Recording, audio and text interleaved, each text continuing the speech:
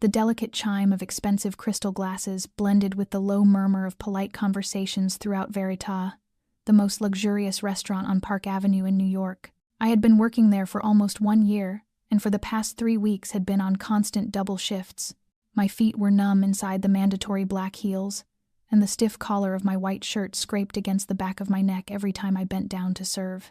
The scent of truffle and aged brandy, once overwhelming to me, had long become the unmoving backdrop of exhaustion.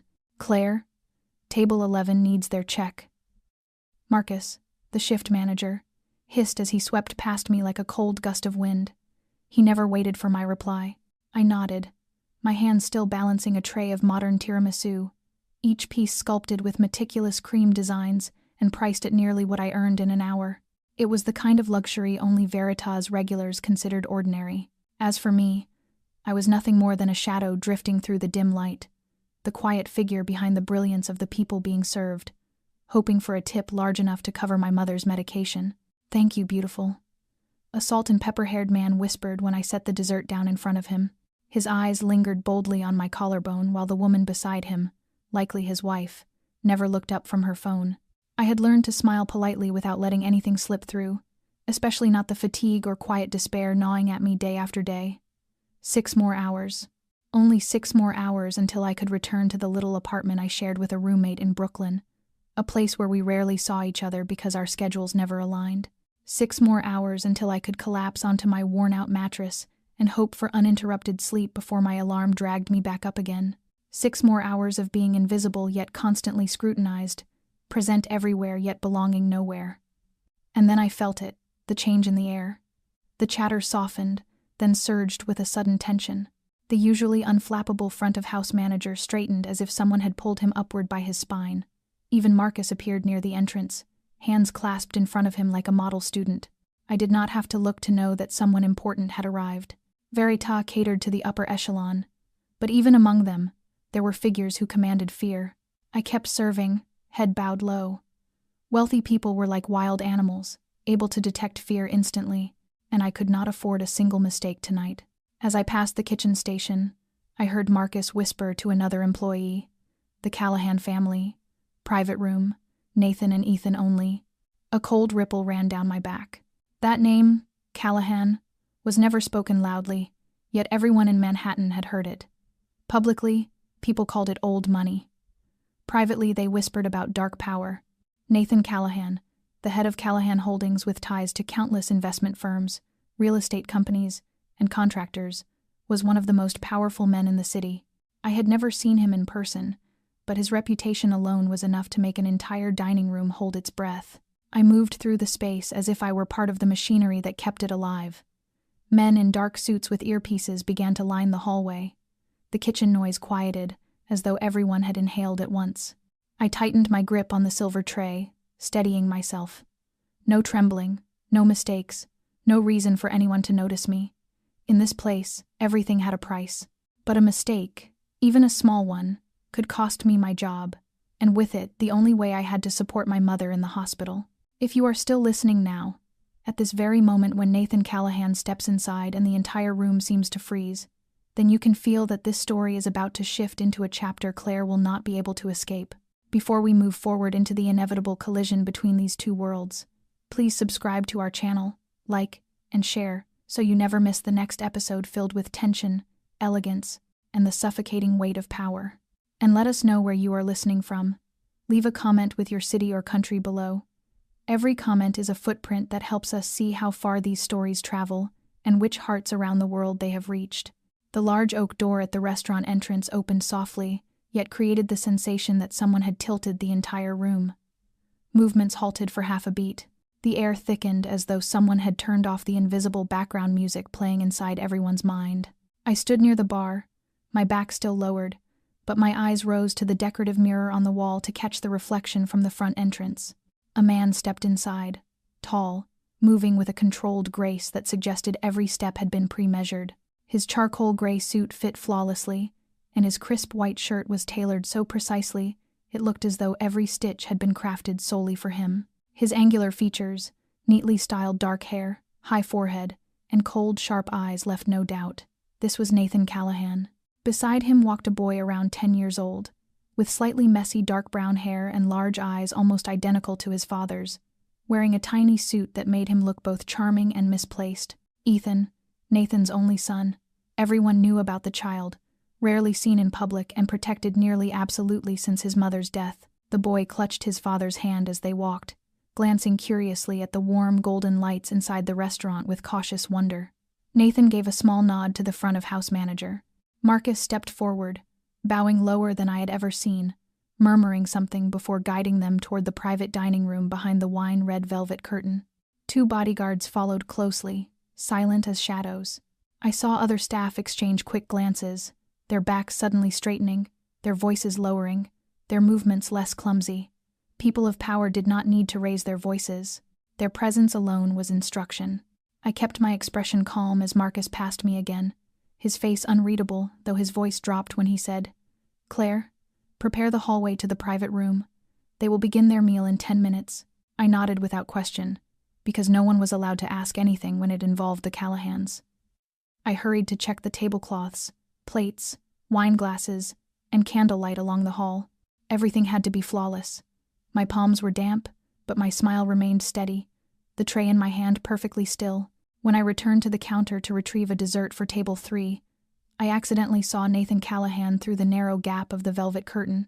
He sat at the head of the round table, back straight, broad shoulders set, one hand resting lightly on the arm of the chair, as if he would never allow himself a moment of looseness. Ethan sat beside him, lightly touching the crystal glass with curious fascination. No one in the room spoke loudly. Every word seemed carefully filtered before being released. Silence carried weight. I turned away immediately, refusing to let myself look even a second longer. I could not risk appearing curious. In this world, a misplaced glance could cost you your job, or worse.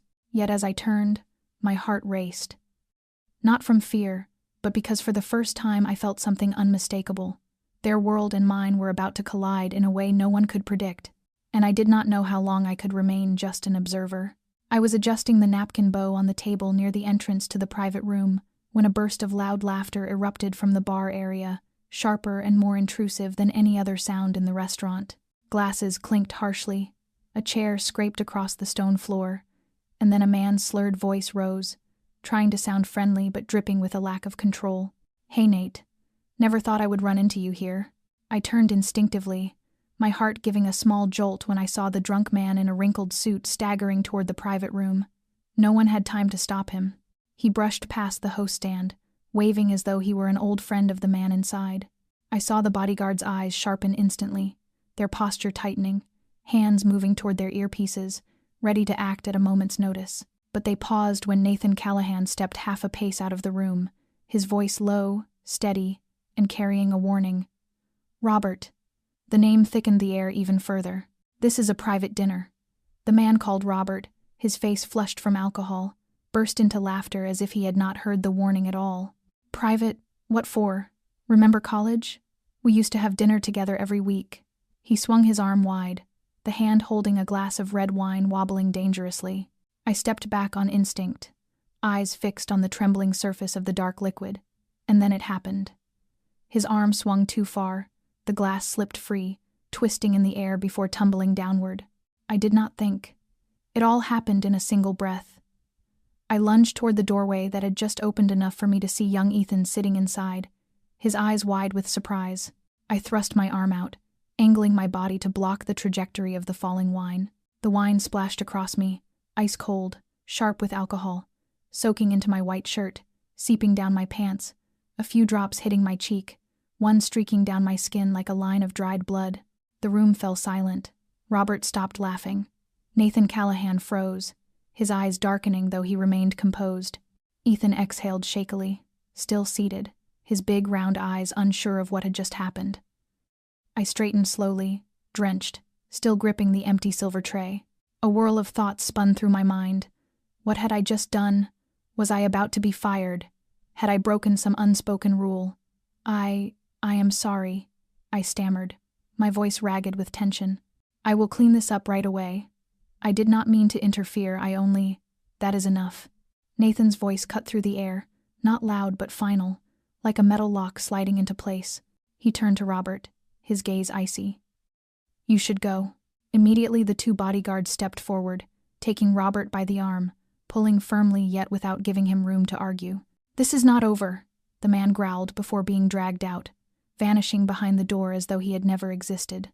And I remained standing there, wine dripping steadily from my sleeve onto the stone floor, as Nathan Callahan looked directly at me for the first time. Not cold, not angry, but as if he were seeing straight through me, as though he were weighing something far greater than a stain on a shirt. The steady drip of wine from my sleeve onto the floor sounded like a clock marking time in a room that had forgotten how to breathe. I did not dare meet anyone's eyes, but I could feel every gaze fixed sharply on me. Marcus appeared behind me, his lips pressed tight, but before he could speak, Nathan Callahan gave a small, deliberate nod. "She is done for the night," he said, as though the decision had been made long ago. Marcus nodded quickly, then turned to me. "Claire, go change. I will close out your pay for the full shift." His voice sounded nothing like it usually did, no longer clipped or impatient, but almost cautious. I had no understanding of what was unfolding, but I knew enough not to question it. I stepped away, going straight to the employee room, where I peeled off the wine-soaked uniform and changed into an old hoodie and a pair of faded jeans. The smell of wine still clung to my hair, my skin. I could not tell whether it was the scent of trouble or the beginning of something far larger closing in on me. I left the restaurant close to midnight, the New York air cold enough to sting. When I reached the cramped apartment in Brooklyn, I collapsed onto the thin mattress, my body drained. Everything had happened so fast that I had not yet figured out whether I had done the right thing or a terrible mistake. I had stepped into a moment that was never mine. But Nathan Callahan's gaze kept replaying in my mind, looping like a background score I could not turn off. The next morning, before I had even washed my face, my phone buzzed. An unfamiliar number appeared on the screen. I hesitated for a few seconds, then answered. "Miss Monroe?" A woman's voice spoke, calm and professional enough to make me sit upright. "Yes, this is she. I am Alexandra, Mr. Callahan's personal assistant. A car will arrive at your address within the next 30 minutes. Please be ready." "Wait. Ready for what? Where am I going?" "Mr. Callahan wishes to see you. In person. At his private office." But I looked around the cluttered apartment, my hand tightening around the phone. "I am not sure I can business attire." "The car is en route," she said, cutting me off before I could finish, and hung up without leaving room for another word. I stood frozen for several seconds, then jolted into motion and ran into the bathroom. As water splashed loudly around me, I thought of my mother in the hospital, the growing columns of medical bills, and the words from last night. "She is done for the night." I never imagined that Nathan Callahan would give a second thought to a server, let alone summon me. 10 minutes later, I tore through my closet and chose the most presentable outfit I owned, a dark pencil skirt, a cream blouse, and a long coat with frayed hems. I tied my hair into a neat bun and brushed a faint shade of lipstick onto my pale lips. When I stepped out onto the sidewalk, a sleek black sedan already waited by the curb. The driver, tall and silent in a dark suit, opened the door for me without a word, only a nod. The car smelled of leather and soft musk. The tinted windows made me feel as though I were drifting through the city without leaving a trace. I watched through the glass as the car turned onto Madison Avenue, the hurried crowds outside unaware that an ordinary girl was being driven to meet one of the most powerful men in the city. And I wondered what was waiting for me on the other side of this ride. The car turned into a limestone building in the heart of Manhattan's financial district, a place where every line and shadow carried the cold authority of old power. There were no flashy signs, no gleaming brand logos, only 3 words carved discreetly into the stone frame of the entrance. Callahan Holdings. The driver stepped out first, opening the door for me. I climbed out, my heart pounding, my steps small and cautious in heels that made me both unsteady and reluctant to make noise. Inside the lobby, the marble floor was cool beneath my feet. The high ceiling hung with antique crystal chandeliers, and men in tailored suits walked past as if they had been born inside silence and expense. A security guard nodded at me without asking my name, speaking only one sentence. "Elevator B, they are expecting you." The elevator doors slid open without my touching a button. I stepped inside the quiet steel chamber where every surface reflected soft light. I swallowed hard as the numbers rose on the digital panel, and when the doors opened on the 35th floor, it felt as though I had been delivered into another world. Ash-gray carpet stretched beneath my feet. Glass walls revealed the unbroken skyline of New York. and a woman in a gray suit rose from the reception desk, walking toward me with a face that betrayed no emotion. "Miss Monroe, I am Alexandra. Please follow me." Her voice was smooth as silk but carried not a trace of warmth. I nodded, trailing behind her through a long walnut-paneled hallway, lined with black and white paintings bearing no signatures, yet each radiating an immeasurable value. The double doors at the end of the hall opened, and I was led into a spacious office flooded with natural light from three sides. Nathan Callahan's office. He stood near the window, his shadow stretching across the floor. One hand in his pocket and the other holding a low glass filled with amber liquid. Sunlight caught the hard angle of his cheekbone, and for the first time I saw him this close. Tall, commanding, with features so sharply cut they looked sculpted from stone, and eyes that, when he turned toward me, were as deep as an abyss and as cold as the Hudson River in mid-January. "Sit," he said, gesturing toward a set of leather chairs positioned a few steps from his desk. I sat, placing my hands on my lap to keep them from shaking. Nathan did not sit across from me. He chose the chair beside mine, turning it slightly so he could face me directly. He did not ask whether I wanted something to drink, nor did he start with pleasantries.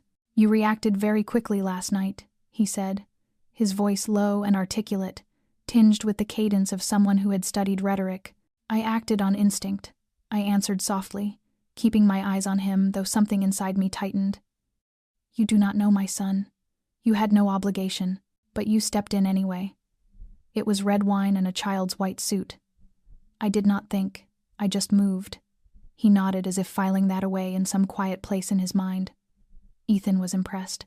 He recounted the entire event before I could ask. He rarely does that with strangers. I leaned forward slightly, my voice gentler. "He seems lonely." Something in Nathan's face shifted, not softening but retreating from its armor. "He lost his mother when he was 4. Since then, I have not allowed many people near him." I bit my lip, unsure whether I had crossed an invisible line simply by standing here. But then Nathan set his glass on the side table and folded his hands together. "I want to offer you a job." My eyes widened before I could stop myself. "A job?" "Tutor for Ethan. English and writing. He has been falling behind because he dislikes his current instructor. You, however, seem to hold his interest." I tightened my fingers. "I do not have a teaching degree. I am just a server. And someone with quick reflexes, composure under pressure, and an expression that makes my son feel safe." He paused for a measured beat. "I believe in instinct more than credentials." I had no idea what to say. Part of me wanted to stand and walk out immediately. Another part understood that this was not a casual meeting, and it was not an invitation that could be easily refused. "I will think about it," I whispered. Nathan nodded once. "I do not need your answer now. But if you accept, your life will change, completely and permanently." I sat motionless on the soft leather chair, feeling as though the air around me had suddenly grown 1,000 pounds heavier. Nathan Callahan remained perfectly still, his composure almost unreal, as if the offer he had just made was nothing more than a routine task in his world. A part of me wanted to rise and leave this office immediately, to return to my worn uniform and the endless hours of fatigue that had become familiar. But another part, the stronger part, stayed in place, unable to move away from the sudden pull that told me this might be the kind of crossroads no one anticipates until they are standing right in the middle of it. "I am not sure I am suited for a job like this," I whispered, the words drifting out like a confession. Nathan tilted his head slightly, his eyes never leaving mine. "Do you have a reason to doubt yourself?" "I have never taught anyone. I have no credentials. I have nothing that proves I can handle this. I am just a server trying to survive and take care of my mother." He did not respond immediately. Instead, he folded his arms and leaned back, as if dissecting every word I had just spoken. "And you believe I need someone with credentials more than someone my son trusted within minutes?" I looked at him, torn by conflicting emotions. "I think people like you can hire anyone you want. A qualified tutor, an experienced educator, someone with a cleaner background than mine." "I already looked into you," he said, his voice calm enough to chill me. "Your record is clean. You have no criminal history, no ties to trouble, no active public social media. You work consistently, you pay your bills on time despite very modest income. Your mother is undergoing treatment for stage 3 ovarian cancer at a center in Queens. You split rent with a roommate and you pay for your online business degree one semester at a time. It felt as though someone had stripped away my outer skin. The rawness of being exposed left me breathless. You had no right. I have every right when the person in question would be entering my home every day and spending time with my son. He cut in before I could finish, his tone unchanged, though something in his gaze softened. I did not do this to threaten you, Claire. I did it to understand who you are, and I see someone intelligent, principled, someone who protects others even when she has no reason to. I inhaled deeply, trying to steady myself. And if I say no? Nathan was silent for several seconds before he spoke again, his gaze drifting toward the vast blue sky beyond the glass wall. If you refuse, I will not force you. But your mother will still receive better care. I have already contacted a doctor at Memorial Sloan Kettering. They are willing to take her. I went still. Why would you do that? Because you stepped between a glass of wine and my son. That is something no one can order, and I always repay courage. When he looked back at me, his eyes no longer held that glacial distance. The job lasts 3 months, 5 days a week, 4 hours a day. The pay is $3,000 a week. A car will pick you up and bring you home. Absolute confidentiality, and it can be extended if Ethan improves. I did not answer right away. Inside me was a quiet war between reason and the primal instinct to survive. But one truth was unmistakable. If I nodded, my life would turn onto a road from which there would be no return. Nathan did not press me. He spoke with the softness of wind gliding across still water. You have 1 day to decide. I spent exactly 1 night thinking it over, lying on my old thin mattress and listening to the wind hiss against the window while my mother's weak, labored breathing seeped through the wall. And I understood that life did not offer someone like me 2 opportunities of this kind. The next morning I sent a message to the number Alexandra had used. Only 3 words. I agree. Less than 10 minutes later, I received a reply with an address, a time, and a reminder that the driver would arrive at 10 o'clock. This time I prepared more deliberately, no longer trembling the way I had the first time. I wore a simple, long cream dress, tied my hair neatly, slipped into the softest pair of flats I owned, and spritzed a faint veil of white tea perfume reserved for rare occasions. As the car left the city center and began to rise toward the quiet northern suburbs, I watched through the window as skyscrapers slowly surrendered to tree-lined streets and still neighborhoods. Eventually, a large iron gate opened before us, revealing a winding path of pale gravel leading to a 3-story neoclassical mansion tucked behind rows of blazing red maple trees. The Callahan estate. I drew a long breath when I stepped out of the car. The air here was cleaner, quieter, so still I could hear the soft tap of falling leaves. A man in a gray suit emerged from the front door and bowed slightly. Miss Monroe, please come in. Mr. Callahan is waiting in his study, but first young Ethan would like to see you. I nodded, trying to hide the tightness building in my chest. He guided me across a vast entrance hall, with twin walnut staircases and a sparkling crystal chandelier overhead, then turned into a sunlit corridor where tall windows reached all the way to the ceiling. Standing at a doorway was a boy, Ethan. He looked smaller than I had imagined, a slender child with neatly combed brown hair and bright gray eyes that held an unmistakable caution. He wore a navy sweater, khaki pants, and shiny dress shoes like a miniature adult, yet the way his fingers pinched nervously at the hem of his sweater belonged to a child still lost in a world far too big. I bent slightly to meet his gaze and smiled. Hello, Ethan. I am Claire. It is very nice to meet you. He studied me without speaking, his eyes measuring something I could not name, as though deciding whether I was someone he could trust. I did not rush him. I simply waited with a quiet smile. At last he gave a small nod. You are the one who blocked the wine that night. I let out a small laugh. Yes, that was me, and I hope I will not have to do that again. The comment tugged a faint but genuine curve at his lips. The man beside him spoke in a low voice. Young master would like Miss Claire to see the private library. It is the room where he spends most of his time outside of his bedroom. I followed Ethan, his steps as light as a cat's, though he kept glancing back at me as if ensuring I truly remained behind him. The library was at the end of the hall, and when the door opened I had to steady my breath. Hundreds of books lined floor-to-ceiling shelves, with a small rolling ladder to reach the upper levels. Sunlight poured through a large window onto a single armchair and a small writing desk. The room felt built to cradle curiosity and quiet. Ethan walked to the desk, sat down, and pulled out a comic book. Can you read this? I moved closer and took the book he offered. It was a children's mystery story. I sat beside him, my voice soft as early autumn wind. "I think I can read it very well, but you may need to test me." He smiled again, this time more clearly. And in that small moment, I realized the first door had opened. This boy did not need a perfect teacher. He needed someone who would stay, and somehow, without planning it, I had already stepped into that role. As I left the library, I was guided down the east wing corridor of the mansion, where the midday light stretched across the gray-veined stone floor. A woman in her early 40s, tall and slender with her hair neatly pinned back and dressed in a charcoal uniform, approached me carrying a tablet and a thick folder. "I am Miriam, the head housekeeper here. From now on, I will oversee all of Miss Claire's movements and daily routines inside the residence," she said, her tone neither cold nor warm, but shaped by long practice of keeping all things at a distance. "Please follow me. Before starting your first day, you need to understand the security protocols and the spaces you are permitted to enter." I nodded and followed her through a quiet hallway into a small oak-paneled room where 2 large screens displayed live footage from security cameras throughout the estate. A tall man in a dark suit with a wireless earpiece stood watching the monitors. When he saw me enter, he gave a brief nod. "This is Dorian, the security chief. Everyone calls him the captain. He will explain the next part." Dorian stepped forward and handed me a thin silver keycard. "This is your identification card.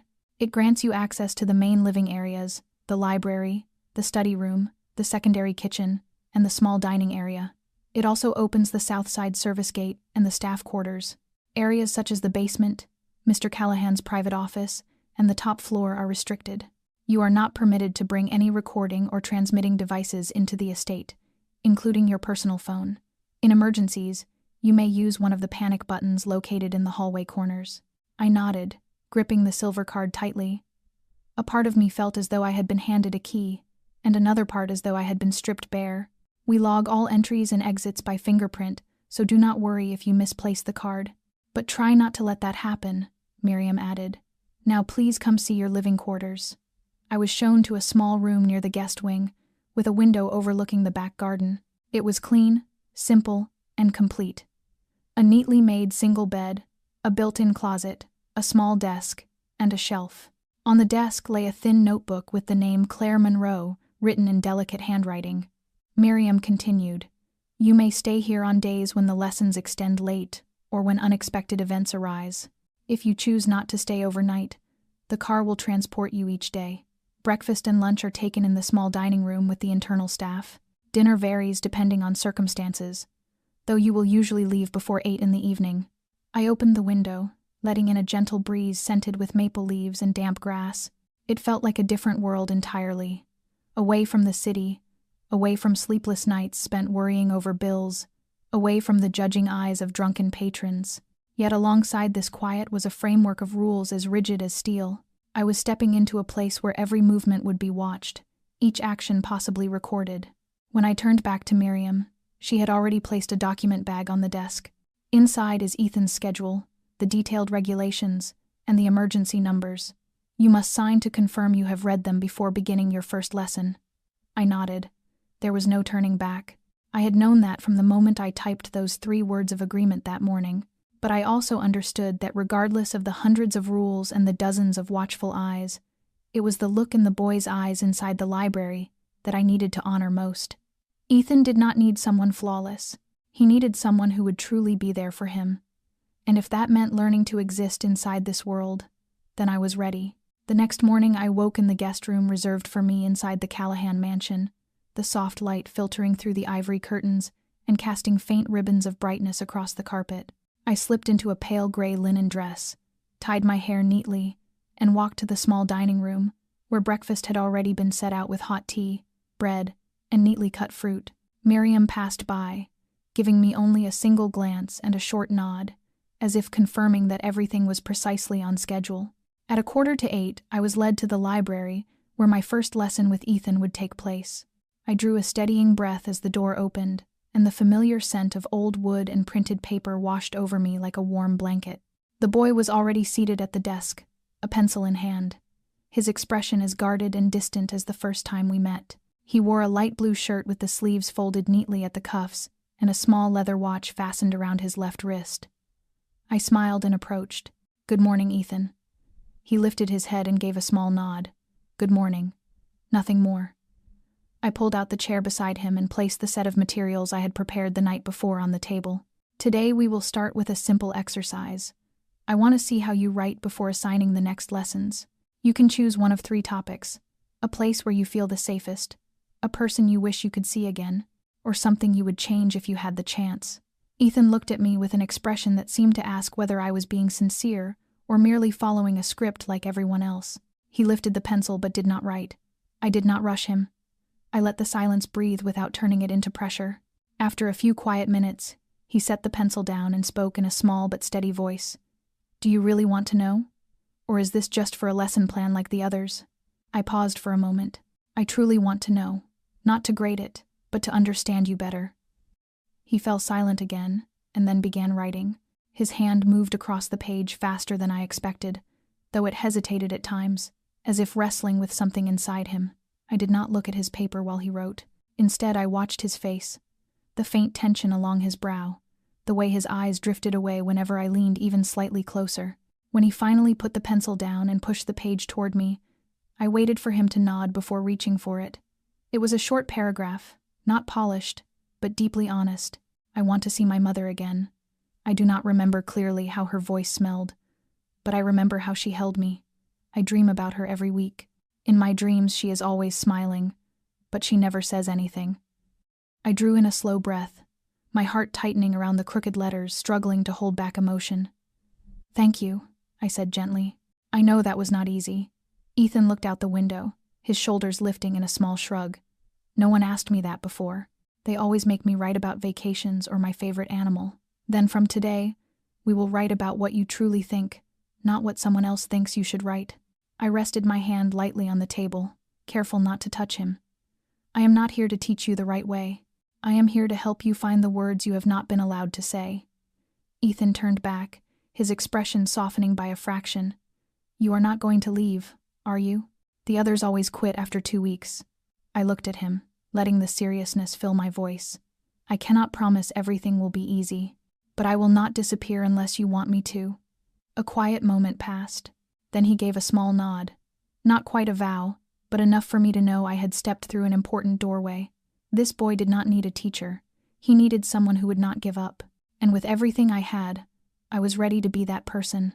The days that followed unfolded with a slow but steady rhythm, and I gradually realized that Ethan was not a child who disliked learning or lacked intelligence as people assumed. In truth, he was deeply sensitive, and the way he pulled back from the world was more a protective instinct than a refusal. He did not respond to traditional lessons, so I changed my approach. Instead of asking him to write essays or study grammar from a textbook, I brought him stories. Each morning I read him a passage from a classic novel or a true account of someone who had faced and overcome a personal fear. Some days it was the tale of an orphan boy who grew up to be an inventor. Other days it was the wartime diary of a young girl living through the Second World War. After each story, I asked questions and let Ethan choose how he wanted to respond. Some days he drew, some days he wrote a few lines, some days he simply wanted to talk. I let him lead the way, as long as he was willing to speak. He began asking me simple questions, like why I chose to work here, or which character I liked most in the Sherlock Holmes stories.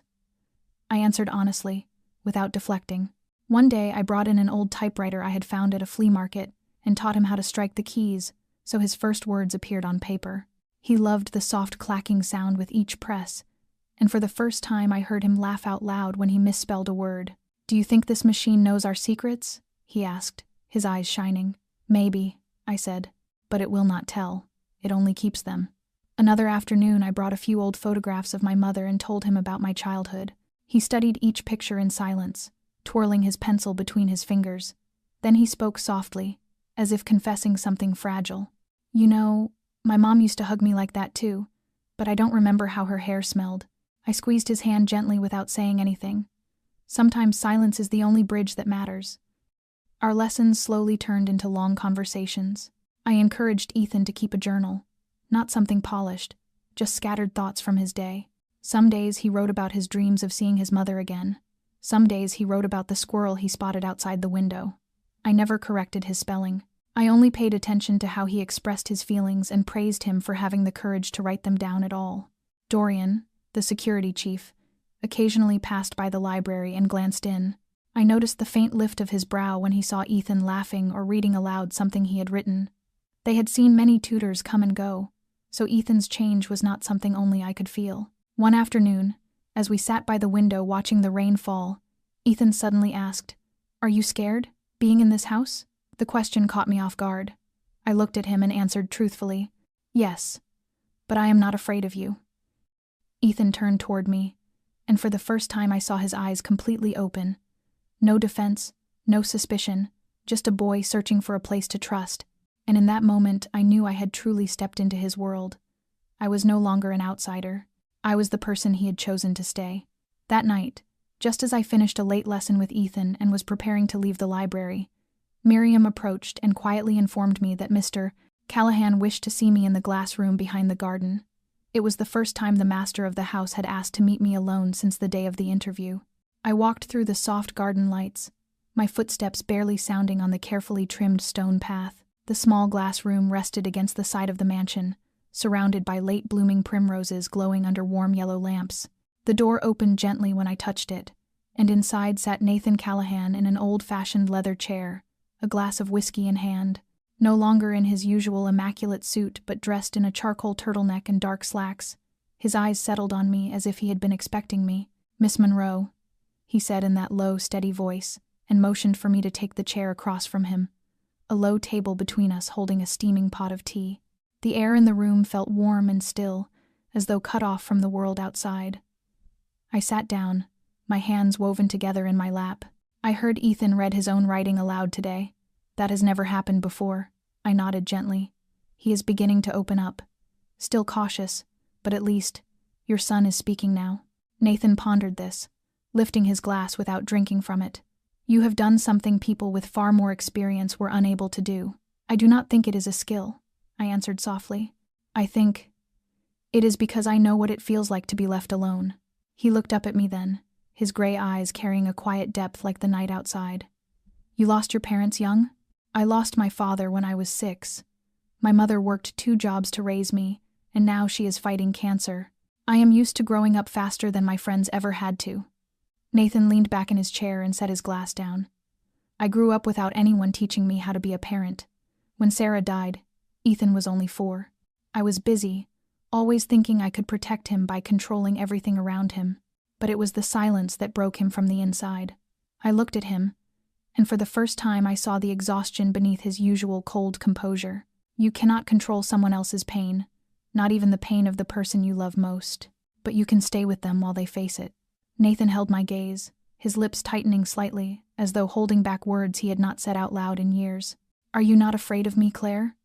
People say many things about me. Some call me a monster. I do not think monsters usually sit in a glass room in the middle of the night waiting for a tutor to tell them their son managed to read a few complete sentences." I smiled lightly, my eyes steady on his. "I do not know everything about you, but I know Ethan loves you. And to me, that means you have not lost whatever part of yourself is still human." He was silent for a long moment, as though weighing each word he had just heard.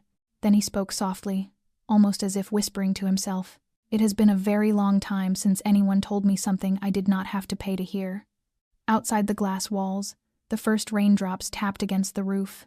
Nathan rose, walked to the tea set, poured another cup, and placed it in front of me. "It will rain for a long while tonight. If you are not in a hurry, stay a little longer." I accepted the warm cup, a quiet, unfamiliar feeling rising in me, not frightening at all.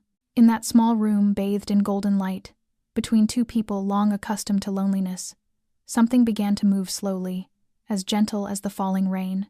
It did not need a name, it only needed to be felt. On Friday evening, Miriam came to see me after Ethan's lesson and informed me, in her measured and impeccable tone, that I had been invited to dine with Mr. Callahan and the boy in the main dining room. The invitation sounded simple, but I understood immediately that it was not just a meal. It was a shift, a sign that I was no longer merely an outsider who walked through the mansion gates each day and disappeared in silence afterward.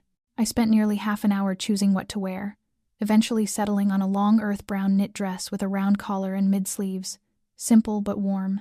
When I stepped into the dining room, Ethan was already sitting at the head of the table, his legs swinging beneath the chair, while Nathan stood near the fireplace speaking quietly with Dorian. They both turned when they saw me, and in Nathan's eyes was something that came close to a smile. "Claire," he said softly, as though confirming that my presence was expected. Ethan waved me over, his face brightening. "Sit here." I walked to the seat placed between father and son, feeling an unexpected lightness in my chest. The long table glowed under a row of antique pendant lights, their warm gold pooling over white porcelain plates and gleaming crystal glasses. The first course was a warm pumpkin soup, followed by roasted chicken in wine sauce with mashed potatoes smooth as cream. I did not know who had planned the menu, but everything felt prepared as though dinners like this had once been a quiet ritual. For the first few minutes, only the gentle clink of silverware broke the silence, until Ethan shattered the formality with a question so unexpected that I nearly choked. "Claire, did you know my dad once got scratched by a cat so hard he bled?" Nathan gave his son a startled look. "Ethan," he said in a stern tone, though there was an unmistakable thread of helpless amusement woven into it. "She does not need to know that." I laughed softly and asked, "So it is true? A man like you losing a fight to a cat?" Ethan burst into giggles. "When I was little, Dad was holding me near the neighbor's cat enclosure, and a crazy mother cat jumped out of a bush. I was fine, but Dad's whole sleeve got torn." Nathan shook his head, though the corners of his mouth loosened, and I saw the lines around his eyes deepen with the beginnings of a smile. It was one of the rare times I did not win. The comment made all three of us laugh. From there, the conversation drifted to all sorts of things, from Ethan's favorite foods to the animated movies he used to watch over and over again. I told them about the time I tried to bake a birthday cake for my mother when I was young and ended up burning the entire oven. Ethan burst out laughing, and Nathan, though he only chuckled quietly, watched me longer than usual. The atmosphere in the room softened, no longer stiff with ticking clocks or the boundaries of roles and status. It was just three people, each carrying their own set of wounds, sitting together and sharing an ordinary meal as if they had been doing it for years. When dinner ended, Ethan stood first, wished me good night, and ran off to his room. Nathan remained seated, his fingers turning the stem of a half-finished glass of red wine. "Thank you, Claire. Tonight felt different," I smiled, my voice gentle. "It was only a meal." "No," he said.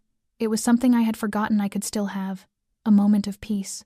Outside, snow began to fall softly, like thin, scattered fragments of memory. I left the dining table with an unexpected calm in my heart. Not because I had been invited, but because I felt I was beginning to find something I had not dared name. A home, a quiet closeness, and perhaps a place to return to. That night, I woke to a faint sound coming from the hallway outside my room. The soft amber glow of the night lamp still lingered on the corner table, yet a strange ripple of unease rose quietly inside me. I listened, holding my breath, and then I heard it not a creak, but the faint click of an electronic lock. A sound that shouldn't have been there. I slipped out of bed without even reaching for my slippers, threw on a thin sweater, and eased the door open. The hallway was dark. Strangely, the dim motion lights that always glowed along the walls were completely out. My internal alarm screamed. I stepped out, my heart pounding hard against my ribs, and then I saw him. It was not a dark shadow. It was one of Dorian's new security staff, a man I'd seen guarding the east gate. He was standing directly in front of Ethan's door, holding a small device, actively disabling the lock. This wasn't a break-in. This was a betrayal from within. I didn't think. I just screamed loud and sharp, my voice echoing down the hallway, ripping through the silence like an alarm bell. "Dorian! Intruder! Ethan's room!" The guard flinched violently, spinning around. He saw me and lunged, not to escape, but to silence me. But my scream had already ruined his plan. Ethan jolted awake, letting out a cry of terror. The insider shoved me hard into the wall. Pain shot through my shoulder, but I had succeeded. My voice was the one alarm system he couldn't disable. Instantly, the entire mansion blazed with lights. The pounding of heavy footsteps rushed in from both ends of the corridor. Dorian appeared, flanked by two other guards. When Dorian saw the traitor, one of his own men, the shock on his face turned to pure fury. "Take him!" Dorian roared, and they subdued the insider within seconds. The house surged with the energy of crisis, but inside me, there was only the sound of my own ragged breathing and the sight of Ethan sitting on his bed, clutching his blanket with trembling hands. I rushed to him, gathered him into my arms, whispering again and again that it was all right, that he was safe. Ethan said nothing, only held on to me tighter. A moment later, Nathan entered the room, shirt half-buttoned, his face carved with a tension I had never seen before. When his eyes fell on me and his son, something seemed to break inside him. He stepped forward, touched Ethan's shoulder gently, then looked at me with a depth that felt almost bottomless. "Are you hurt?" he asked. I nodded, though my neck throbbed and my knee was scraped from hitting the floor. "What about Ethan?" Nathan sat beside his son and pulled him into his arms, and only then did the boy begin to cry. The small, broken sobs rose from deep inside him, shattering the silence of the room. I stood there, my heart trembling, but not from fear. It was something else, something firmer, clearer. I had done what I needed to do. I had no training for danger, no knowledge of combat or strategy, but in that moment, instinct led me. No one would touch Ethan while I was there. When the chaos finally quieted and the traitor was taken away, Nathan turned to me, his voice rough and low. "The alarms for this wing were disabled. He was one of ours. If you hadn't screamed," he stopped, swallowing, "you saved him again." I shook my head. I only did what anyone who cares about him would do. He held my gaze for a long time before speaking in a tone that sounded almost like a vow. "You will not have to do it alone anymore." And in that night, torn open by fear, the clearest thing I heard was the sound of trust slowly forming inside hearts that had once been locked shut. After the night of the break-in, the Callahan estate seemed to fall into a deeper silence. Every routine tightened. Each entryway had additional guards. The cameras were checked every hour, and Miriam spoke even less than her usual measured tone, while Dorian barely left his post for even a single breath. Ethan was excused from lessons for a few days. Yet I still came, sitting beside him in the library, reading stories or simply sketching aimlessly on paper with him. He still did not talk much, but every time he looked up at me, there was a little more calm in his eyes. A few evenings later, long after the house had gone still and most of the staff had drifted into sleep, I was called to the second floor. It was the first time I had ever stepped into Nathan's private office. The room was large, lined with dark wood and lit by warm gold light that softened the towering shelves stretching to the ceiling. He stood by the wide window, one hand holding a glass of wine, the other resting on the carved wooden rail beneath the glass. When I entered, he did not turn around immediately.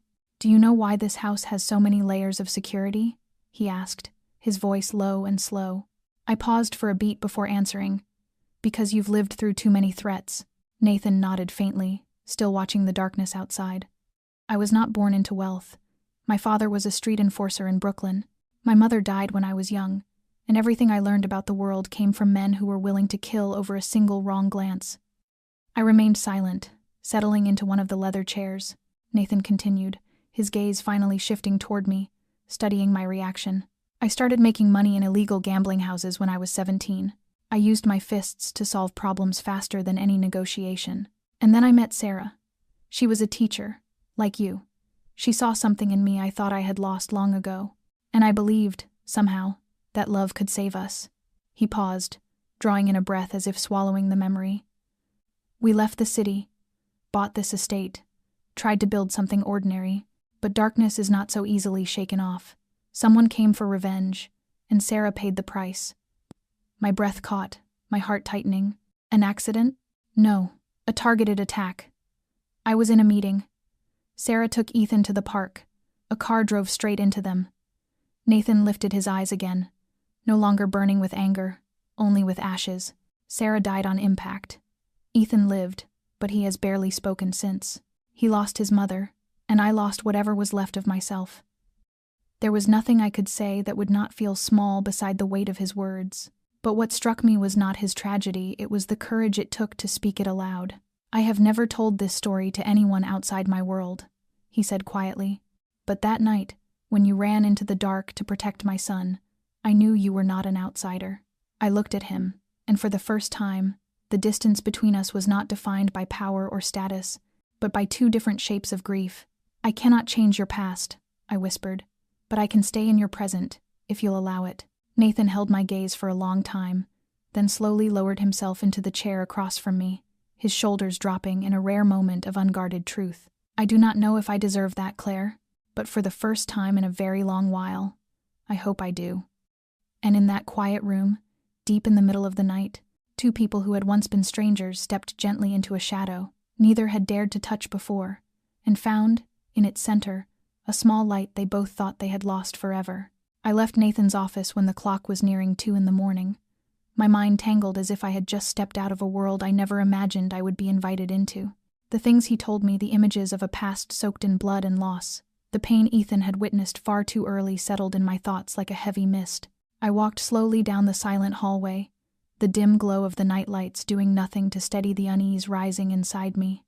Part of me was afraid, not of Nathan himself, but of the world he once belonged to, a darkness that could reach for Ethan again at any moment if someone wanted revenge. Quiet questions stirred within me. Was I stepping into the lives of people whose lines between right and wrong, between protection and punishment, had been blurred for far too long? I could accept Nathan's past, but could I live alongside it? Could I stand beside a man whose name had once been enough to make others tremble? I lay awake through the rest of the night, torn between instinct and reason. The next morning, I went to the library as usual, and found Ethan already there, sitting with a steaming cup of cocoa and an open book. When he looked up and gave me a small smile, all the doubts inside me seemed to scatter at the simplest thing of all, the trust of a child. In his eyes, I saw no fear and no suspicion, only the quiet, pure faith he placed in me, as if I were the last small thread anchoring him to this world. I walked to him, placing a hand on his shoulder, feeling the gentle warmth that only genuine affection can create, and I realized that sometimes people do not choose their lives by seeking perfection, but by choosing the place where they feel they belong. Whatever Nathan's past had been, in the present he was a father trying each day to hold on to whatever humanity remained in him, and Ethan was a boy who needed love, who needed someone to stay. I did not know what the future would bring. I did not know whether one day I would have to face the consequences of the family's hidden past, but in that moment, I knew I would still come back each day, still teach Ethan small lessons, still sit beside him whenever the rain fell, because in my heart, even with all the unanswered questions, the affection I felt for the father and son was no longer something I could deny. I had not stepped into this house because of a job. I stayed because love was growing quietly inside me, steady and persistent like grass rising through a fallen wall. And I believed that sometimes the truest choice is to trust, even when there is no guarantee that we will not be hurt. That evening, after Ethan went to bed early because of the lingering cough he had had since morning, Miriam appeared at my door with a brief message from Nathan. Dinner would be served in the west dining room, just the two of us. I had intended to decline, partly because I worried Ethan might need me if his symptoms worsened, and partly because my heart still had not settled after our conversation the other night. But in the end, I slipped into a simple deep blue dress, tied my hair back, and stepped out of my room feeling both guarded and strangely expectant. The west dining room was a place I had never entered before. It was not grand or imposing like the main hall, but it carried a quiet intimacy that startled me the moment I walked in. Candlelight glowed softly, reflecting off the reddish-brown wood of the table and the shimmering glass of the wine. Nathan was already seated there, his shirt collar undone, a glass of red wine in his hand, and an unmistakable look of anticipation in his eyes. When I entered, he stood and pulled out a chair for me with a gesture so natural it held no pretense, no formality. "Ethan is asleep," I said softly. "He is safe," Nathan replied, "and Miriam and Dorian will be with him through the night. Tonight, I wanted to thank you, and to talk as two human beings, not as employer and employee." I gave a small nod. "I think it is time for that." Dinner was served in quiet simplicity: seared salmon, roasted vegetables, and a small portion of mashed potatoes. I was surprised by how modest and gentle the meal felt. Nothing like the extravagant dishes I had served to the wealthy in the past. Nathan noticed the look on my face and smiled. These were the dishes Sarah loved. I kept them on the weekend menu for the kitchen. The way he said his late wife's name carried no sharp grief, only the tenderness of someone holding onto a memory still whole. We ate slowly, talking about Ethan's day, about how he had started rewriting the first chapter of a little fantasy story he imagined. Nathan leaned slightly toward me, his eyes softening.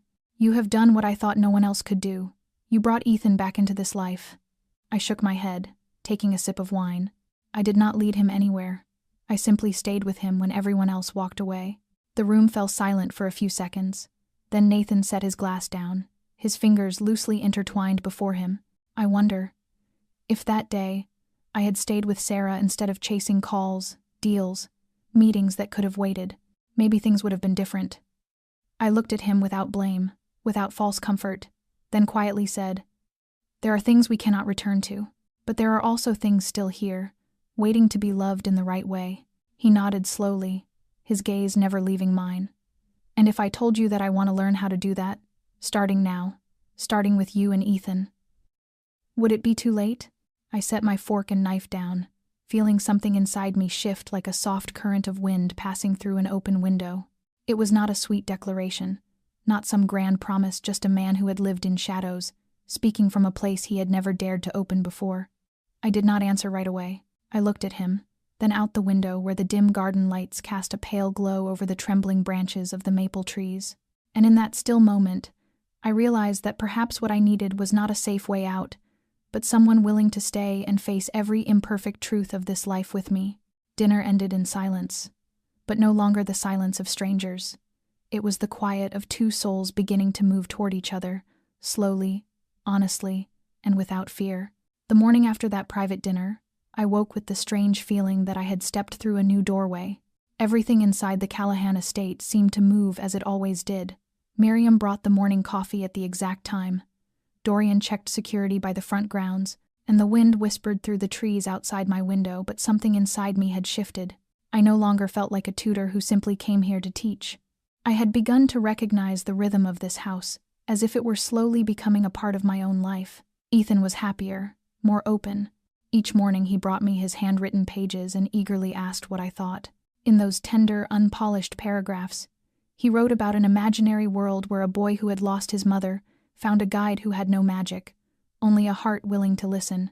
I read every line, unable to hide how deeply it moved me. One afternoon, while I was rearranging the books in the library, Nathan appeared at the doorway holding a small wooden box. He stood quietly for a moment before stepping closer, placing the box on the table and opening it. Inside was a silver necklace with a finely carved wing-shaped pendant. "Sarah wore it every day," he said gently. "She believed this wing meant freedom and protection. After she died, I put it away, and no one touched it. But now, I think it is time for it to have a new owner." I looked at him, the words caught in my throat. But before I could speak, he continued, his voice slow but steady. "Claire, I know this comes suddenly, but I cannot hold it in any longer. I am not only grateful for what you have done for Ethan, I want to ask you to become a part of this family, not as someone hired, not only as Ethan's teacher, but as someone who stays. Someone we can share dinners with, laugh with, and face the fears we do not yet have names for." I froze, feeling as though time had paused around us. He did not kneel. There was no traditional proposal, yet the way he looked at me held no hesitation. "I cannot promise you an easy life," he said. "My world still has corners. I have not fully faced myself, but I promise to protect you and Ethan with everything I have. And I want us to rewrite something Sarah and I never had the chance to finish." I looked at the necklace, then at him.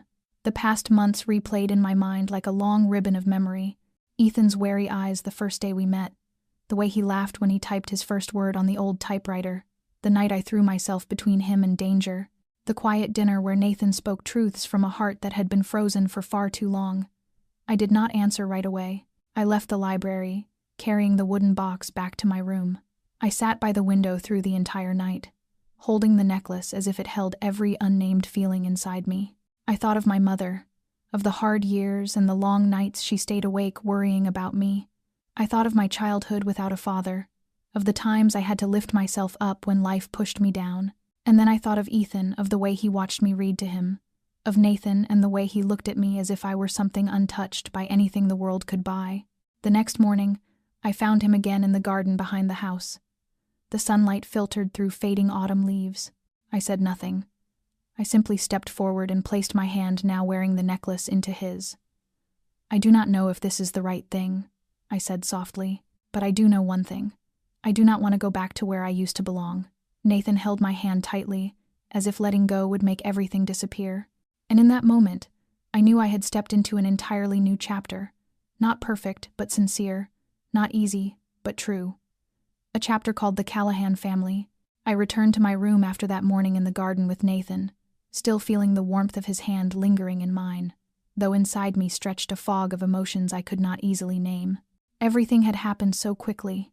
Only a few months ago, I was an exhausted waitress working late-night shifts, weighed down by unpaid bills, and now I was being invited into a family that had appeared in headlines only a few years earlier, with stories that made people wary. Nathan was not a simple man.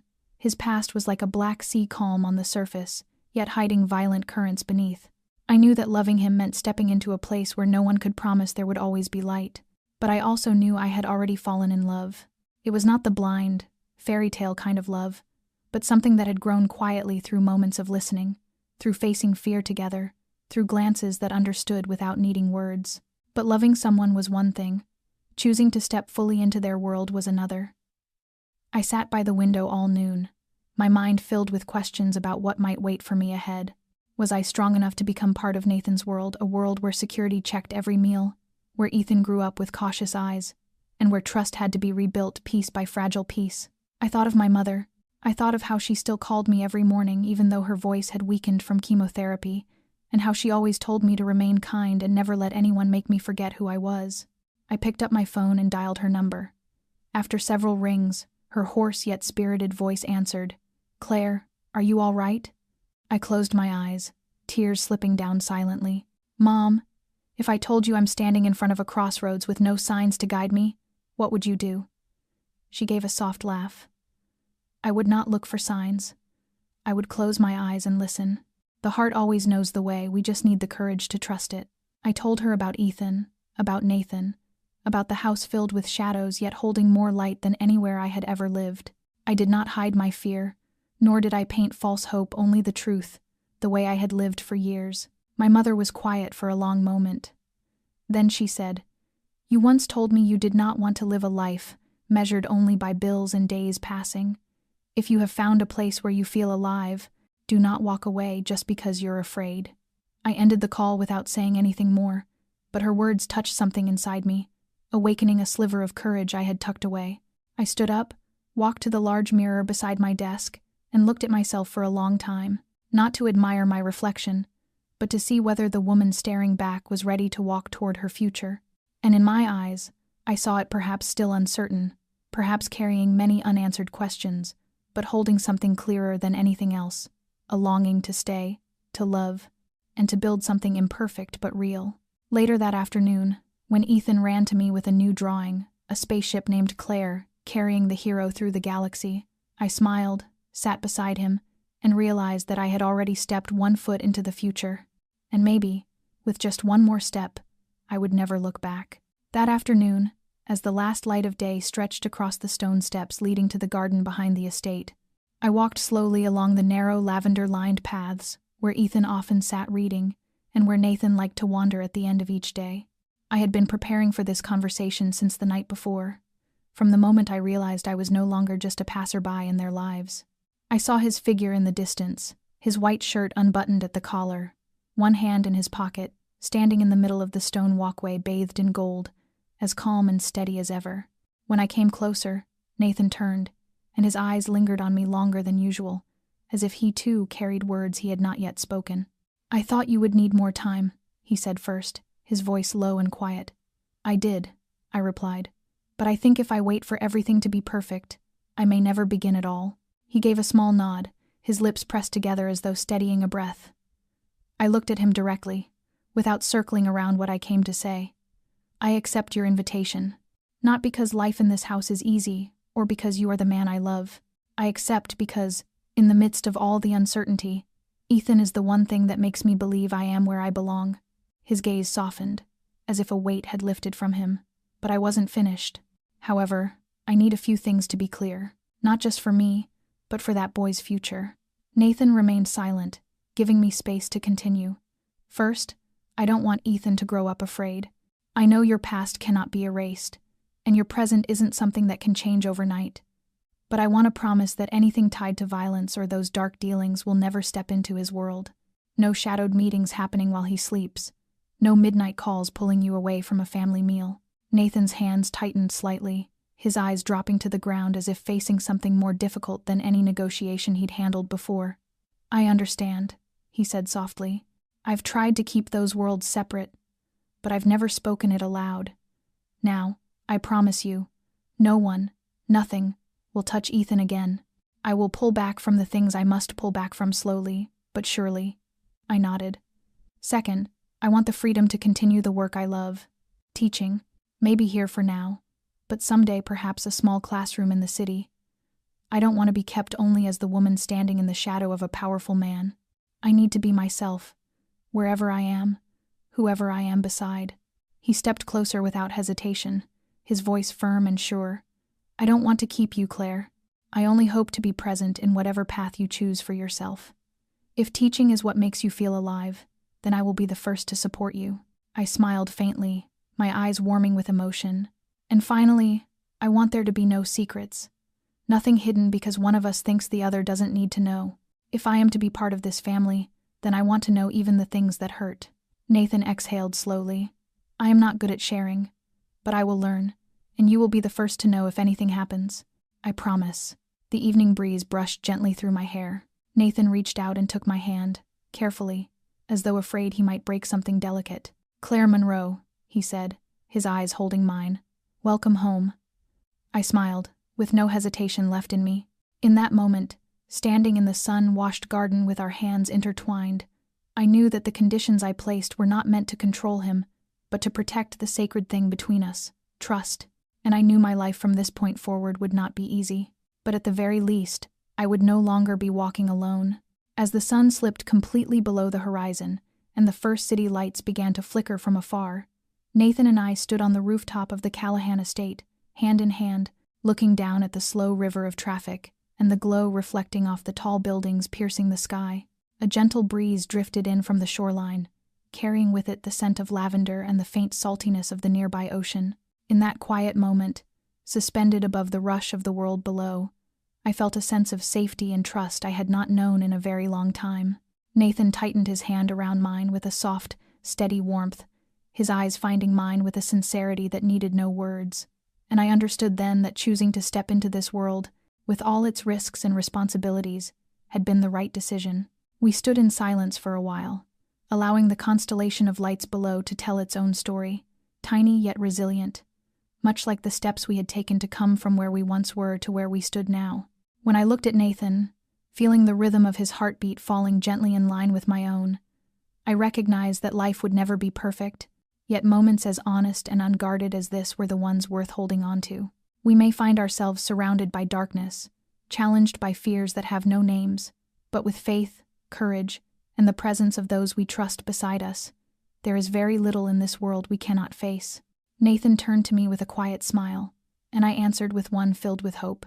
I understood then that love, trust, and companionship are values that cannot be measured by wealth or reputation. This moment reminded me that in life, there are times when we must be brave enough to protect what truly matters, to confront our fears, and to open our hearts to the possibility of joy.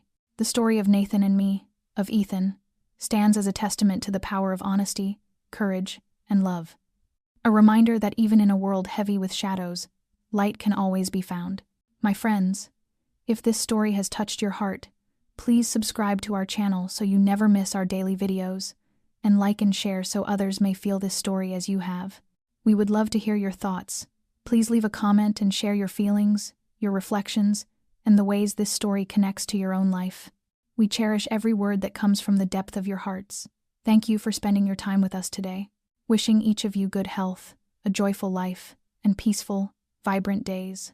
Until next time, take care, and we will see you in the next video.